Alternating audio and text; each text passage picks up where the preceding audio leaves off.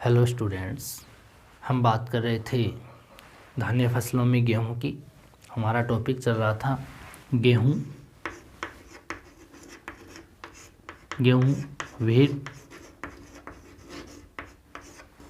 गेहूं के बारे में हमने कुछ सामान्य जानकारियां हासिल की। गेहूं के बारे में समशीतोष्ण कटिबंध का पौधा है।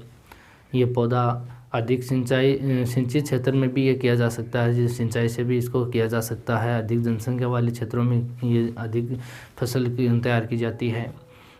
एशिया के दक्षिणी पूर्वी भागों में भी, जैसे चीन, भारत जैसे जनसंख्या वाले देशों में उसकी उदर पूर्ति करने के लिए चावल और गेहूं को ही महत्व दिया जाता है। उसके अंदर हमने और बात की, जिसके अंदर हमने इसकी भौगोलिक दशाओं की चर्चा की। भौगोलिक दशाओं के अंदर हमने इसके तापमान को देखा, वर्षा को देखा जलवायु के रूप में, और मिट्टी देखी, समतल धरातल देखा, जो रासायनिक खाद, जो उर्वरक काम में लिए जाते हैं उनकी चर्चा की। उसके बाद में हमने चर्चा की कि विश्व के संदर्भ में जो इसके उत्पादित क्षेत्र हैं उनके बारे में देखा। फिर हमने जो उत्पादन के रूप में हम एक इंडेक्स को देखा है विश्व में गेहूँ उत्पादन का, उसके अकॉर्डिंग हम अब इन देशों की चर्चाएं करेंगे। सबसे पहले हम बात करते हैं उत्पादक क्षेत्र की। उत्पादन क्षेत्रों में सबसे पहला जो देश ले रहे हैं हम, चीन एशिया महाद्वीप का देश है। विश्व की सबसे ज़्यादा जनसंख्या रखने वाला देश है। इस देश की बात करें तो ये चीन है, वो उत्पादन में प्रथम स्थान रखता है। उत्पादन में प्रथम स्थान, उत्पादन में कौन सा स्थान रखता है चीन? प्रथम स्थान रखता है। जो कि अगर इसके क्षेत्र की बात करें हम इस चीन में, तो इसका जो उत्तरी जो भाग है, उत्तर का विशाल मैदान वाला, उस विशाल मैदान या उत्तरी भाग में इसमें गेहूं की कृषि की जाती है। जो एक नदी है वांगो, उसकी सहायक नदी है वीहो, उस वीहो की घाटी में भी यहाँ पर उत्पादन किया जाता है। यहाँ अगर वार्षिक उत्पादन देखें इसका, तो लगभग 17% से अधिक इसका उत्पादन होता है। यहाँ पर अगर वार्षिक उत्पादन देखें, वार्षिक उत्पादन, तो विश्व का लगभग 17% से अधिक, 17% से अधिक उत्पादन करता है। और करता कहाँ है? इसका उत्तरी भाग का विशाल मैदान,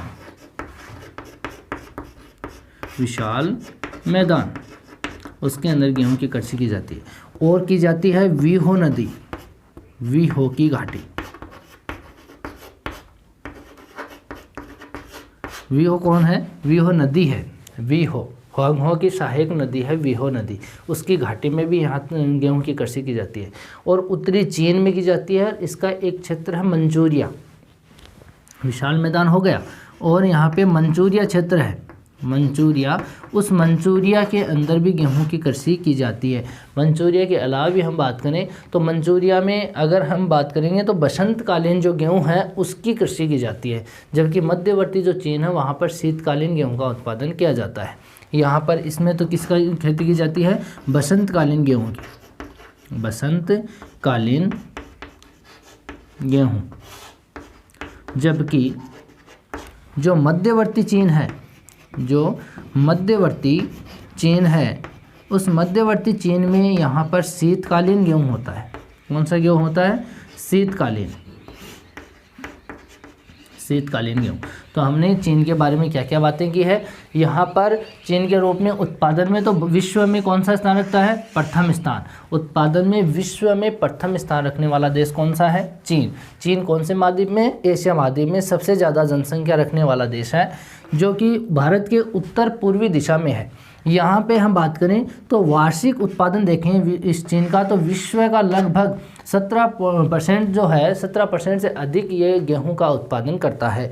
जो कि अगर उत्तरी भाग का विशाल मैदान में करता है, वीहो होंगहो घाटी है, वीहो घाटी जो होंगहो की सहायक नदी है, यहाँ पे मंचूरिया में बसंतकालीन गेहूं का उत्पादन करता है। जबकि मध्यवर्ती चीन है, इसकी मध्यवर्ती चीन में ये शीतकालीन गेहूं का उत्पादन करता है।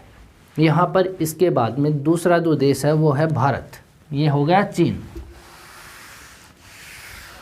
अधिक जनसंख्या में दूसरा देश कौन सा है? भारत है विश्व की दृष्टि से। तो यहाँ पे दूसरे देश की बात करते हैं, भारत की।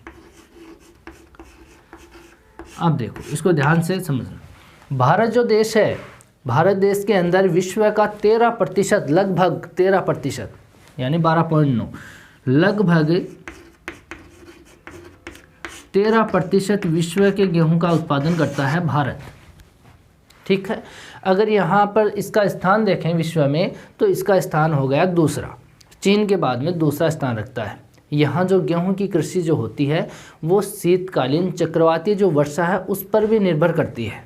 यहाँ जो गेहूं की कृषि है वो किस पर करती है? शीतकालीन चक्रवातीय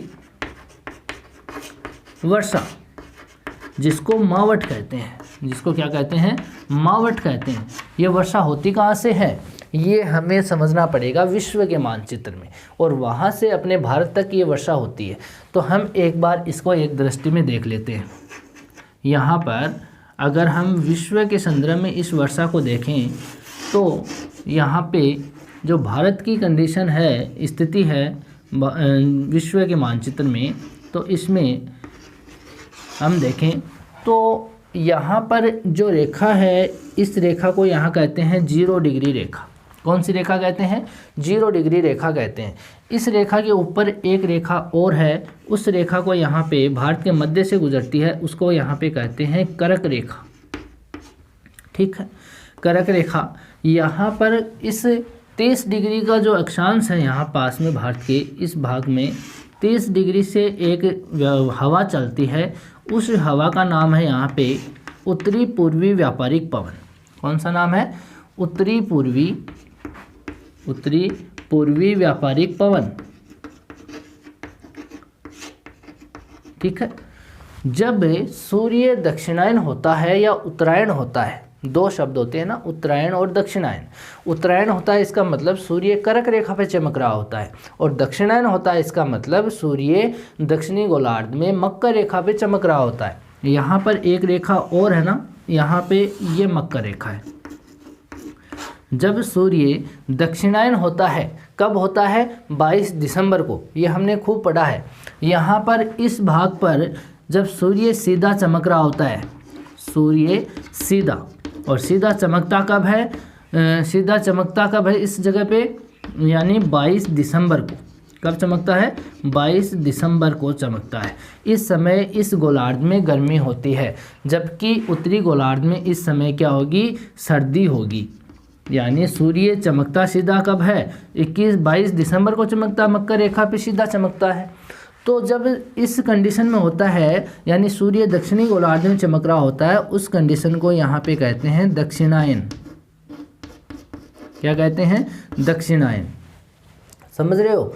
जब सूर्य दक्षिणायन होता है तो इसकी सारी जो वायुदाब पेटियां हैं, यहाँ पर विषुवत रेखीय निम्न वायुदाब की पेटी है, यहाँ पर उपोष्ण उच्च वायुदाब की पेटी है, यहाँ पर उपध्रुवीय निम्न वायुदाब की पेटी है, और यहाँ पर ध्रुवीय उच्च वायुदाब की पेटी है। हवा हमेशा उच्च वायुदाब से निम्न वायुदाब की ओर चलती है।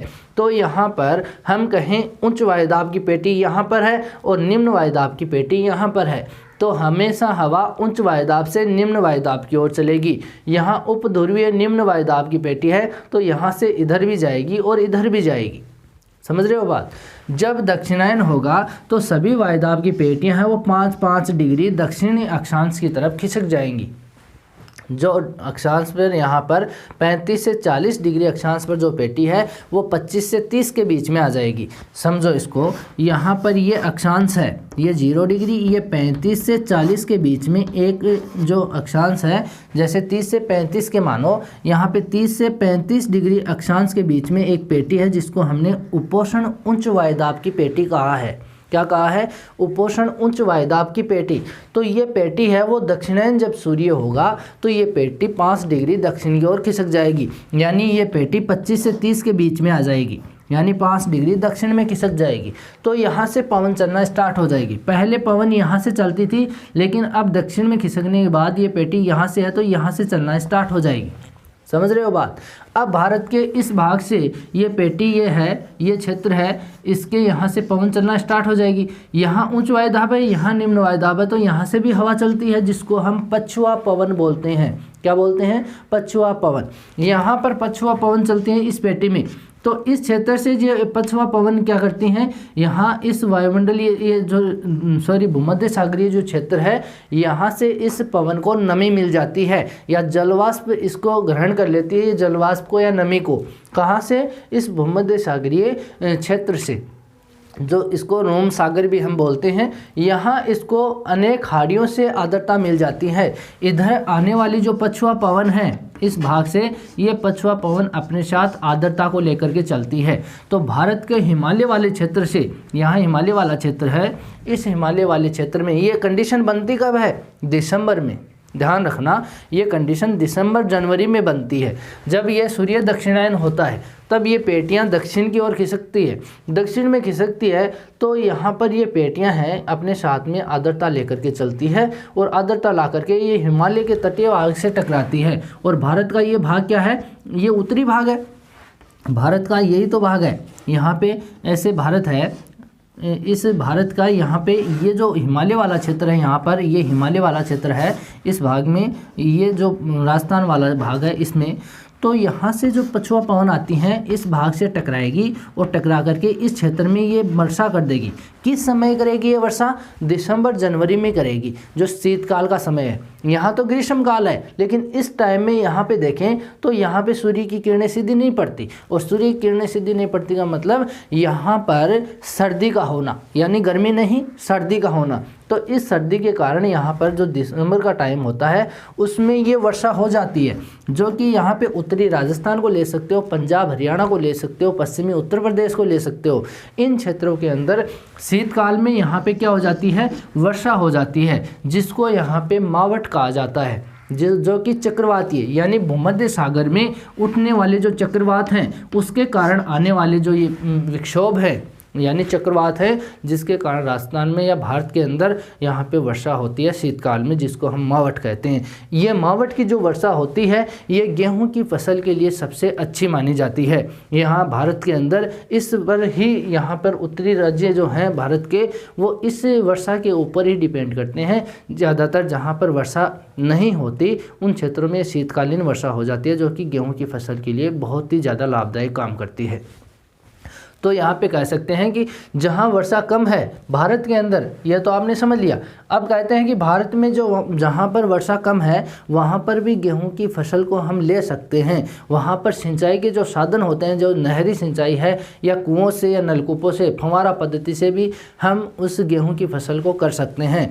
तो कम वर्षा वाले क्षेत्रों में सिंचाई के द्वारा भारत के अंदर यहाँ पे जो वर्षा है फसल है वो ली जाती है।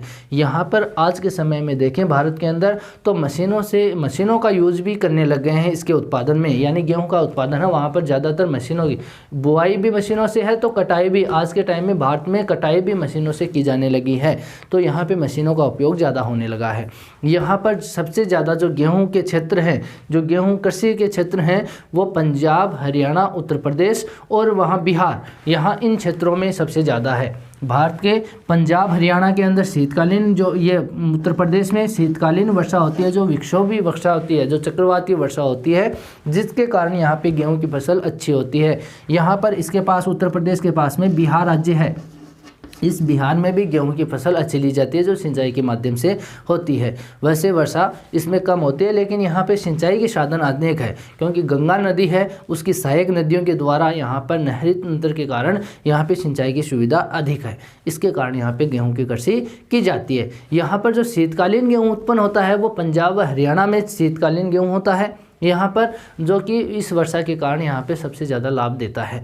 यहाँ थोड़ी बहुत मात्रा में हम देखें तो थोड़ी बहुत मात्रा में राजस्थान और गुजरात के क्षेत्र हैं, वहाँ पर भी गेहूं की कृषि की जाती है, जो शीतकालीन वर्षा प्राप्त कर लेते हैं। राजस्थान का उत्तरी जो भाग है, जिसमें गंगानगर, हनुमानगढ़ का जो क्षेत्र है, उस क्षेत्र के अंदर जो मावट होती है उसके कारण ये गेहूँ की फसल को लाभ मिल सकता है। ठीक है, यहाँ पर ये हो गई भारत की चर्चा। उसके बाद हम बात करते हैं रूस की। तीसरा जो देश है रूस।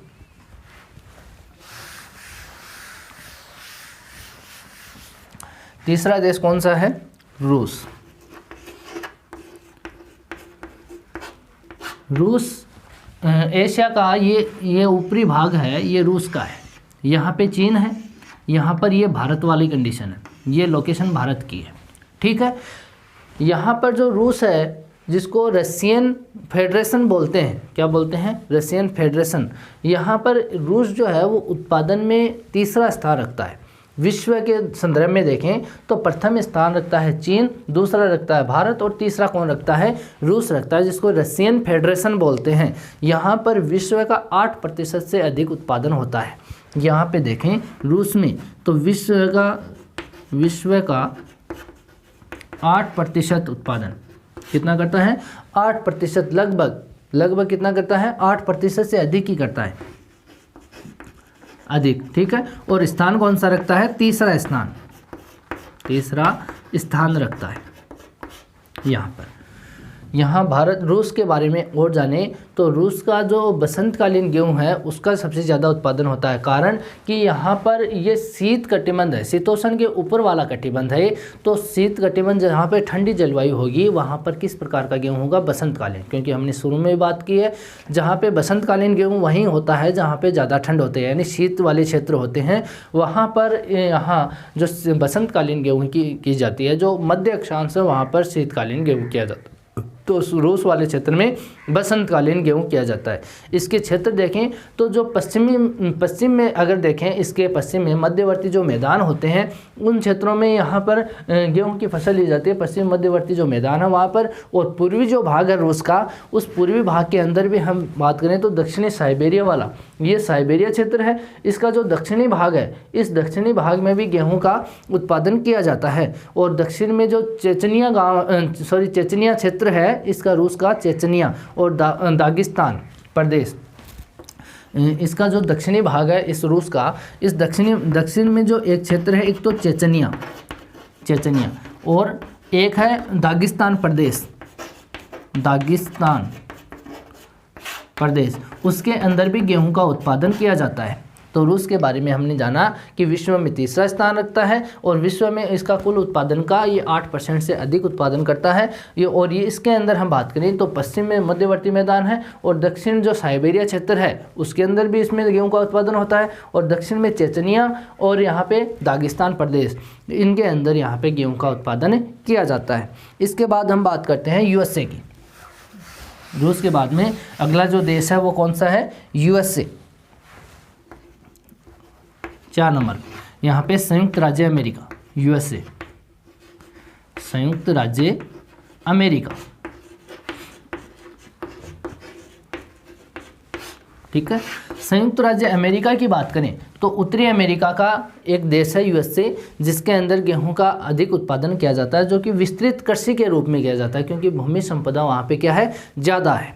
ठीक है, यहाँ जनसंख्या कम है लेकिन भूमि संपदा ज़्यादा है, जहाँ पर मशीनीकरण का सबसे ज़्यादा उपयोग किया जाता है।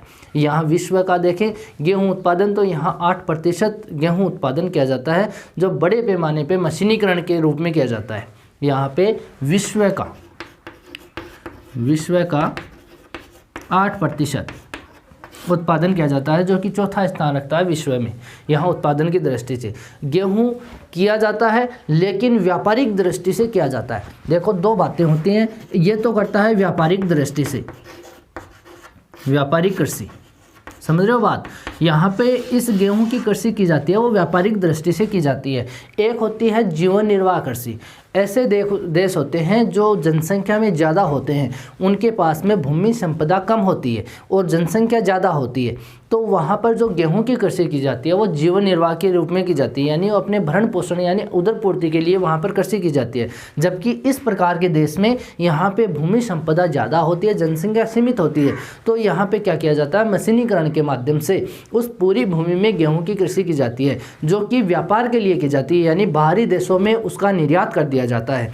जितना भी गेहूँ यहाँ पे उगाया जाता है उसकी अपनी पूर्ति तो कर लेते हैं, उससे ज़्यादा जो गेहूँ होता है उसको बाहरी देशों के साथ में व्यापार के रूप में उसको निर्यात कर देते हैं, तो इसको व्यापारिक कृषि भी बोलते हैं। यहाँ पे गेहूँ की कृषि को यहाँ पर जो यूएसए वाला क्षेत्र है यहाँ पे व्यापारिक कृषि का नाम दे दिया जाता है। ठीक है, यहाँ पे 5 प्रमुख क्षेत्र है यूएसए के। उन 5 प्रमुख क्षेत्रों की बात करें, यहाँ पर यूएसए में 5 प्रमुख ऐसे क्षेत्र हैं जहाँ पर गेहूं का उत्पादन किया जाता है। सबसे पहले हम बात करते हैं बसंतकालीन गेहूं का। यहाँ पे 5 क्षेत्र हैं यूएसए के, जिसमें सबसे पहले है बसंतकालीन गेहूं। बसंतकालीन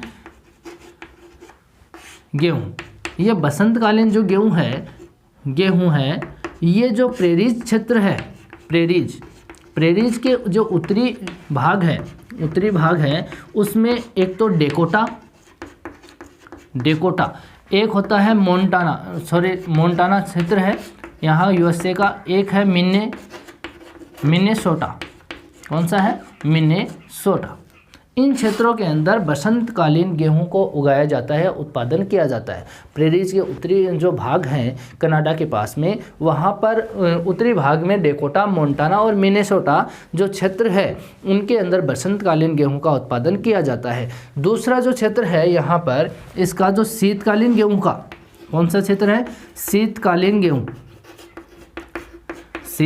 गेहूं का क्षेत्र है, जो कि कहाँ पर उत्पादित किया जाता है? कंसास है, ओक्लाहोमा। यहाँ पर शीतकालीन गेहूँ है Kansas, Oklahoma, Nebraska, Texas, Ohio, Illinois, Indiana. इन प्रांतों के अंदर यहाँ यूएसए का इन राज्यों के अंदर यहाँ पर जो शीतकालीन गेहूँ का उत्पादन किया जाता है। कौन कौन से क्षेत्र हैं? वापस रिपीट कर रहे हैं। कंसास है, कंसास, ओक्लाहोमा है, ओक्लाहोमा। ठीक है, यहाँ पर नेब्रास्का है, नेब्रास्का, टेक्सास है, टेक्सास, ओहियो, इलिनॉइस और यहाँ पे इंडियाना। इन क्षेत्रों के अंदर हम बात करें तो गेहूं का शीतकालीन गेहूं का उत्पादन किया जाता है। यूएसए के क्षेत्र हैं, शीतकालीन गेहूं का यहाँ पे उत्पादन किया जाता है। तीसरी बात करें हम यहाँ पे शीतकालीन, जो तीसरा क्षेत्र है इसका शीतकालीन नरम गेहूं। ये गेहूं होता है वो इसके मिसूरी राज्य में होता है। कौन से राज्य में? मिसूरी राज्य में यहाँ पर जो शीतकालीन नरम गेहूँ है वो यहाँ पे पैदा किया जाता है। फिर हम बात करते हैं इसका अगला क्षेत्र है वो है कोलंबिया पठारी क्षेत्र, जो है कोलंबिया पश्चिमी भाग में कोलंबिया पठारी क्षेत्र है। इसके अंदर भी यहाँ पे गेहूँ का उत्पादन किया जाता है। और अगर बात करें इसकी तो कैलिफोर्निया वाला जो क्षेत्र है, कैलिफोर्निया जो भूमध्य सागरीय क्षेत्र है इसका, कैलिफोर्निया जो क्षेत्र है वो भूमध्य सागरीय प्रदेश के अंतर्गत आता है जहाँ पर गेहूं की कृषि की जाती है। तो यहाँ पे गेहूं क्षेत्र, कैलिफोर्निया गेहूं क्षेत्र, ये 5 यूएसए के प्रमुख क्षेत्र माने जाते हैं। ठीक है, शीतकालीन कहाँ है? प्रेरीज के उत्तरी भाग में डेकोटा, मोन्टाना, मिनेसोटा में है यूएसए में, जो व्यापारिक दृष्टि से गेहूं की कृषि की जाती है। शीतकालीन गेहूं में हम कह सकते हैं Kansas, Oklahoma, Nebraska, Texas, Ohio, Illinois, Indiana राज्यों के अंदर यहाँ गेहूं का उत्पादन शीतकालीन गेहूं के रूप में किया जाता है। यहाँ शीतकालीन नरम गेहूँ मिसूरी में होता है, कोलंबिया पठारी क्षेत्र वहाँ गेहूँ का उत्पादन होता है, और कैलिफोर्निया गेहूँ क्षेत्र जो होता है वहाँ पर भी गेहूँ को उत्पन्न किया जाता है। ठीक है, इसके बाद में हम यूएसए के बाद में अगले जो देश है उसकी चर्चा करते हैं। उत्तरी अमेरिका का एक देश और है जो कि कनाडा। यहाँ पे उत्तरी अमेरिका में 3 देश हैं, एक तो मेक्सिको है, एक यूएसए, एक कनाडा है। हम बात करते हैं कनाडा की। कनाडा, यहाँ पर कनाडा में यहाँ जो गेहूं की कृषि की जाती है वो यहाँ पे विश्व का, अगर यहाँ पे बात करें तो विश्व का उत्पादन में 4% अंशदान रखता है। विश्व का कितना प्रतिशत है? 4% उत्पादन करता है विश्व का। यहाँ पर बसंतकालीन जो गेहूँ होता है वो प्रेरीज जो प्रदेश है वहाँ पर भी होता है। यहाँ पे कौन सी कृषि होती है? बसंतकालीन गेहूँ, बसंतकालीन गेहूं की कृषि की जाती है। यानी अभी हमने पढ़ा यूएसए के उत्तरी जो मैदान है जो बसंतकालीन गेहूं वो कहाँ पर है? उत्तरी प्रेरीज के उत्तरी भाग में है। जबकि दोनों के अंदर यहाँ पे देखो ये जो क्षेत्र है, यहाँ पे ये यूएसए और कनाडा वाला यहाँ पर देखेंगे तो यहाँ ये 5 ज़िले हैं, जिसमें यहाँ पे 500 ज़िलों की बात करें तो सुपीरियर है, ह्यूरन है, मिशिगन है और ईरी, ओंटारियो, ये 5 ज़िले यहाँ पे। इस ज़िलों के ऊपर वाला क्षेत्र है ये कनाडा का है, ठीक है। यहाँ पर जो प्रेरीज घास का मैदान है, यहाँ पर ये प्रेरीज घास का मैदान है, जिसके अंदर यहाँ इसके उत्तरी भागों की बात की थी हमने अभी यूएसए वाले की। तो इसके अंदर यूएसए के उत्तरी भाग कौन कौन से, डेकोटा, मोंटाना, मिनेसोटा क्षेत्र है। यहाँ पर इसके जो प्रेरीज के दक्षिणी भाग है, कनाडा के अंदर भी ये प्रेरीज का मैदान है। इसके अंदर भी बसंतकालीन, यानी जहाँ पे शीत क्षेत्र होता है, ठंडे क्षेत्र होते हैं, वहाँ पे बसंतकालीन गेहूँ का प्रदेश होता है या बसंतकालीन गेहूँ ही उत्पन्न होता है। तो वहाँ पर हम बात करें प्रेरीज का जो मैदान है, जो कनाडा में भी है, तो वहाँ पर जो क्षेत्र है सैस्केचुआन है, मैनीटोबा, अल्बर्टा, 3 क्षेत्र हैं। ये कौन कौन से हैं, सैस्केचुआन, मैनीटोबा,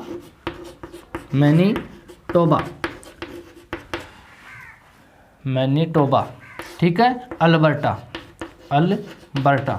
इन क्षेत्रों के अंदर, तीनों क्षेत्रों के अंदर यहाँ पे जो गेहूँ होता है, बसंतकालीन गेहूँ का उत्पादन किया जाता है। यहाँ पर जो विशेषता है, गेहूँ उत्पादन करने की विशेषता है, वो यहाँ पे उत्पादन काल, यहाँ का जो उत्पादन काल है इस क्षेत्र में, कनाडा में, वो सीमित है।